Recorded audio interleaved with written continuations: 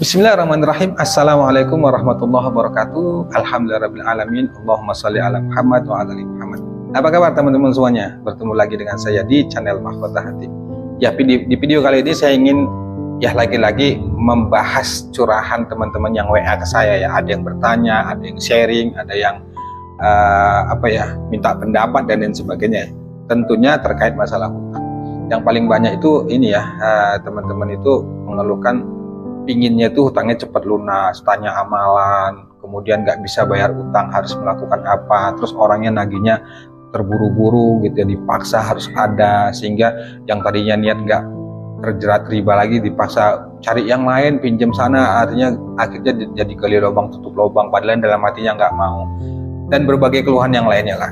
Nah, buat teman-teman semuanya kalau merasakan seperti itu, bahkan yang nonton video ini mungkin pernah WA ke saya, japri ke saya, sharing ke saya, ya saya di video kali ini saya ingin tekankan kembali ya bahwa saya juga pernah berada di posisi itu teman-teman semuanya. Makanya saya nyampaikannya itu yang selalu berkaitan ini ya, tentang pengalaman saya, cara saya gitu. Nah, tapi sebelum itu ya, yang ingin bergabung di Mahkota Hati monggo japri saya. Ini nomornya, kita bisa sharing, yang mau masuk kelas online masuk kelas online.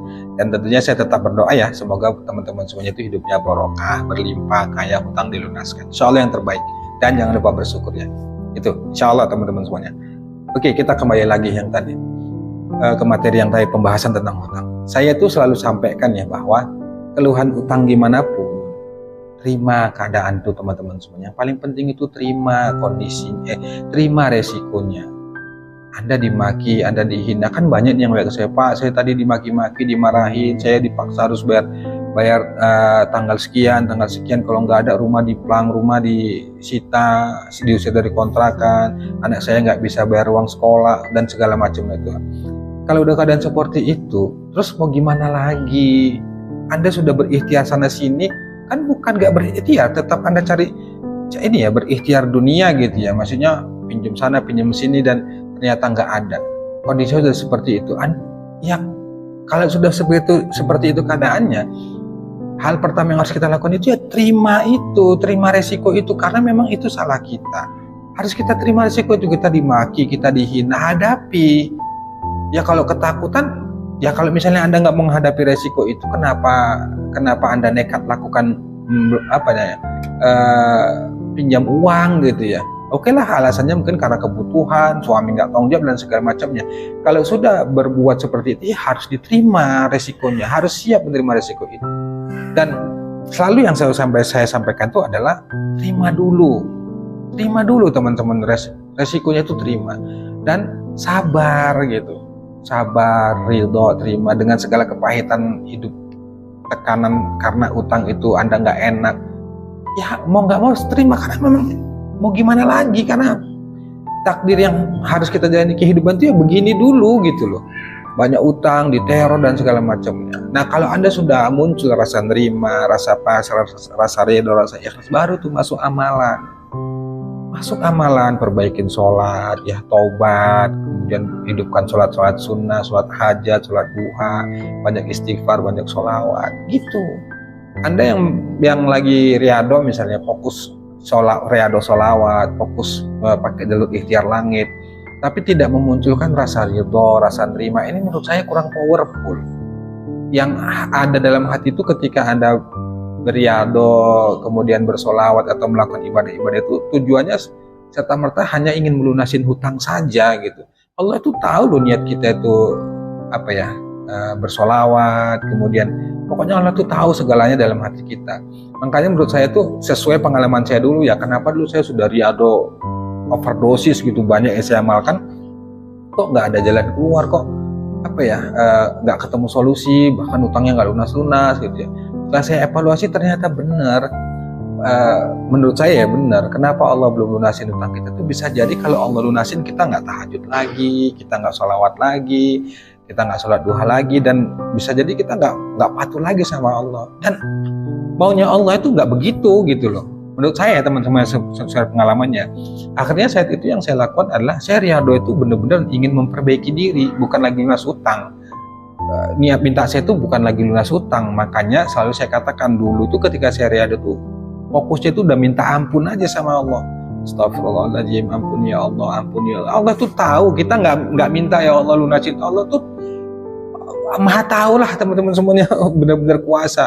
Kita nggak minta ya Allah lunasin utangku, ya Allah mudahkan rezekiku, tuh Allah tuh tahu gitu. Jadi saat itu saya udahlah, semua beban hidup masalah itu saya balik serahkan ke Allah. Saya fokus itu minta ampun aja sama Allah. Astagfirullahaladzim, astagfirullahaladzim. Saya selalu gitu teman-teman. Jadi udahlah, yang penting perbaiki diri, niatnya benar-benar ingin dekat sama Allah, ingin ibadah yang benar. Alhamdulillah ketika itu saya lakukan, jalan tuh mulai dibuka sama Allah. Keajaiban-keajaiban tuh mulai terjadi gitu ya. Ada saja pertolongan Allah. Beda ketika dulu saya ketika Riyadho itu, ya dia ingin hutang lunas, ingin dapat keajaiban, apalagi sesuai harapan. Misalnya butuh uang 20 juta untuk bayar, terus saya ngambil tahajud, sholawat, pinginnya itu berharap ada uang juga 20 juta. Nyatanya nggak ada gitu. Justru kita makin pusing, stres sendiri, karena berpikirnya tuh selalu keajaiban, apalagi secara nggak langsung saat itu saya tuh memaksa harus sesuai dengan keinginan saya, tapi kita nggak bisa. Makanya selalu saya sampaikan, kita itu nggak bisa memaksa harus sesuai dengan keinginan kita, nggak bisa. Ya, hilangkanlah kemauan kita itu, biarlah kemauan Allah seperti apa, yang penting kita nurut aja, lakukan saja, lakukan yang terbaik. Tugas kita sebagai manusia itu ya berikhtiar dunia juga, terlebih lagi kita harus ikhtiar langitnya itu lebih tinggi gitu. Perkara solusi seperti apa nih, biarlah urusan Allah. Saat itu akhirnya saya begitu, makanya saya tuh ya udahlah banyak nerima. Bahkan sampai sekarang tuh saya nggak mau ribet, yang udahlah yang penting apapun yang terjadi itu udah urusan Allah semua. Yang penting lakukan yang terbaik, ibadah yang terbaik, jadi orang baik gitu. Semuanya kebaikan yang benar-benar itu harapannya itu supaya Allah itu membimbing, memberi petunjuk itu teman-teman semuanya. Jadi kalau fokusan anda ketika beriadoh itu selalu berpikir keajaiban gitu ya, akhirnya anda stres sendiri. Ya benar, kita tetap berharap keajaiban, pertolongan Allah, tapi jangan kesana terus mikirnya. Artinya yakini saja bahwa keajaiban itu ada, yakini saja bahwa pertolongan Allah itu benar-benar nyata dan ada. Nah tugas kita itu amalkan, lakukan, sabar, istiqomah, nikmati, ridho gitu, terima segalanya, karena Allah lebih tahu dari diri kita. Kadang-kadang kita ini yang sok hebat gitu ya, merasa diri kita nih bisa melakukan ini dan lain, sebenarnya itu kan juga karena izin Allah. Nah itu teman-teman semuanya. Jadi selalu saya katakan, kalau yang sekarang ini udah benar terpuruk gara-gara hutang ke Allah dulu, terima dulu, sabar dulu. Sabar itu kuncinya, sabar, kemudian perkuat ibadah, nikmatin saja, lakukan yang terbaik. Kalaupun nggak sesuai dengan harapan kita, ya ridho, terima itu, lanjutkan lagi perjalanan kehidupan. Selalu begitu, karena hanya itu, kita manusia nggak bisa berbuat lebih dari itu. Ranah kita itu ya hanya menjalani, menikmati, lakukan yang terbaik. Selebihnya itu urusan Allah. Hasil keajaiban seperti apa, dari mana jalannya, itu hak Allah, bukan hak kita. Nah, jadi kalau misalnya ada benar-benar kepepet banget gitu, mau bayar utang nggak ada uang, ya sudah, berlindung saja kepada Allah.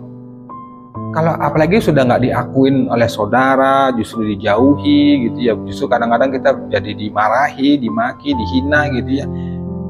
Ya lebih bagus ke Allah yang ngerti segalanya tentang diri kita gitu ya. Udah, akhirnya kita pasrahin ke Allah. Kita, ya Allah, la haula wala quwata illa billah, tidak daya dan upaya Allah kecuali pertolongan dan kekuatanmu ya Allah. Ya sudah, terima aja, mau diapain tuh sama orang, yang penting kita bersandar sama Allah. Insya Allah dikuatkan. Walaupun saat itu solusi belum kita temukan, ketika kita bersandar sama Allah, dengan gak enaknya perasaan kita, hati kita, dengan rasa sedih kita, mungkin karena disepelekan atau nggak dianggap, ya nikmati, ya tumpahkan aja di sajadah, sujud aja sama Allah, berduaan sama Allah di malam hari tahajud, berdoa, nikmatin, minta kekuatan gitu. Perkara hasil udahlah urusan Allah itu aja. Allah lebih tahu dari diri kita teman-teman semuanya. Tugas kita sudah jalanin aja, nikmati saja, apapun yang terjadi udah urusan Allah semua. Yang penting kita tetap bergerak. Pasrah itu bukan berarti kita berdiam diri. Kita juga harus energik, artinya ya melakukan tugas kita sebagai manusia itu ya bekerja, ya kan. Terlebih-lebih pastinya harus beribadah, ya sholat dan segala macamnya. Jangan berdiam diri. Selebihnya lepaskan, pasrahkan ke Allah. Biarkanlah dengan bimbingan Allah, petunjuk Allah, kita kemana geraknya. Insya Allah dengan kita nurut sama Allah, dengan kita berusaha untuk jadi orang baik, untuk memperbaiki diri, pelan-pelan nanti itu petunjuk Allah itu akan hadir sehingga kita tuh diarahkan harus begini gitu ya. Lewat caranya ada aja nanti tiba-tiba terpikir lakukan ini, coba jualan ini, coba usaha ini, atau ada teman yang mengajak. Pokoknya banyak cara deh. Allah itu punya beribu-ribu cara untuk menolong kita, menyelamatkan kita, dan itu semuanya rahasia Allah. Kita nggak bisa menerka kapan utangnya lunas, dari mana jalannya, seperti apa nanti, itu udah urusan Allah aja. Ya, banyak-banyak istighfar, banyak-banyak bersolawat, karena hanya itu, sebatas itulah tugas kita. Selebihnya itu urusan Allah, teman-teman. Jadi saran saya tetap semangat, jangan putus asa. Terus latih jiwa kita, terus semangati jiwa kita, teruslah berusaha berbuat baik, teruslah berniat untuk menjadi orang baik, teruslah berusaha untuk menjadi hamba Allah itu yang benar-benar istiqomah. Istiqomah ini salah satu, bukan salah satu ya, termasuk dambaan semua orang lah, bukan hanya dalam hal ibadah, melakukan misalnya olahraga saja, supaya menjadi atlet-atlet yang sekarang itu juara-juara dunia gitu ya kan, mereka latihannya aja kan istiqomah rutin gitu ya. Jadi istiqomah itu benar-benar kunci dari segalanya, teman-teman semua. Jadi itu ya, jangan nyerah, tetap minta sama Allah, yakin insya Allah Allah pasti menolong kita. Wallahu a'lam bishawab. Wassalamualaikum warahmatullahi wabarakatuh.